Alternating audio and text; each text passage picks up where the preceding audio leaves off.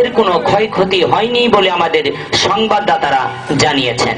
তবে মাছগুলি তাত্তাপাড়ার কিছু খোঁড়া ভেঙড়ে জালেরা ধরে তাদের দিনপাট চালাচ্ছেন। তাত্তাপাড়ার সাবাস নামে এক ঘেংটে খড়ির ব্যাপারী, উনি মিয়া বাজারে এসে কাঠ হয়ে পড়ে যায়।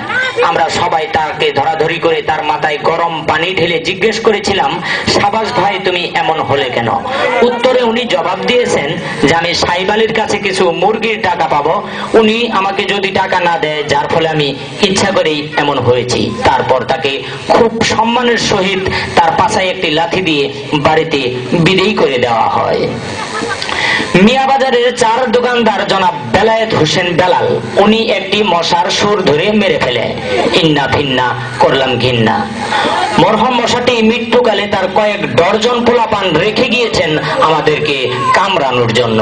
উক্ত মশাটিকে আগামীকাল ঢাকা হেলিকপ্টার যুগে তাকে দাফনে চাপামাটি দেওয়া হইবে।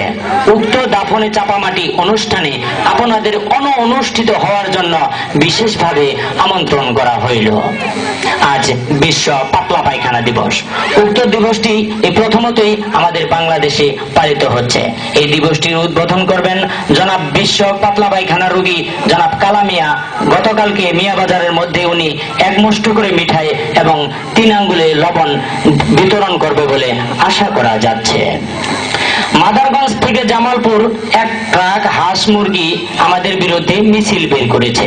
তারা বলেছে আমাদের পলিস্টারের ছালা দিয়ে সেলোয়ার কামিজ এবং শার্ট প্যান্ট না বানায় দিলে আমরা আন্ডা পাড়া বন্ধ করে দিব। তবে বিখ্যাত মুরগির ডিলাররা জানিয়েছেন যে মুরগি আন্ডা দেওয়া বন্ধ করলে কোনো চিন্তা নাই, আজ 1 মাস পর থেকে আমরা নিজেরাই আন্ডা দেওয়া শুরু করে দিব। আবহাওয়া কয়েকদিন ঝড় ও বাতাসে তাত্তাপাড়ার 4 জন মানুষ সিসকে নেগে যায়। তাদেরকে গরম করার জন্য খড়কাবিলের ঠান্ডা পানির নিচে ডুবিয়ে রাখা হয়েছে।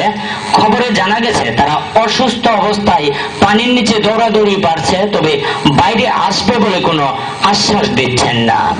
খবর প্রচারিত হচ্ছে ভুরভুরি বিলের তলা থেকে। আমেরিকা থেকে 2টি মাগি বিড়াল আমাদের বাংলাদেশের ভ্রমণে এসেছেন। এই বিড়ালটি কামারপাড়া ব্রিজের কাছাকাছি এলে লেবু ডাক্তারের বাড়ি থেকে 2টি কালো বিড়াল কামারপাড়া ব্রিজের নিচে গিয়ে তাদেরকে কামড়ি স্বাগত জানান।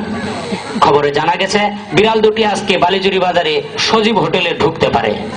আবহাওয়া গতকাল আবহাওয়ার 24 ঘন্টার পূর্ব আভাসে জানানো হয়েছে যে খুলনা, চট্টগ্রাম, রাজশাহী, ভাঙবাড়ি, ধুলিউড়ি, বাকুরচর, বালিজুরি এইসব এলাকাতে পরে বলি বাদ বাকি যত এলাকা আছে এইসব এলাকাতে গত 15 দিনের মধ্যে বৃষ্টি হতেও পারে, নাও হতে পারে। তবে মাঝে মাঝে 2-4টা চড়ক ও ঠান্ডা পড়তে পারে। এই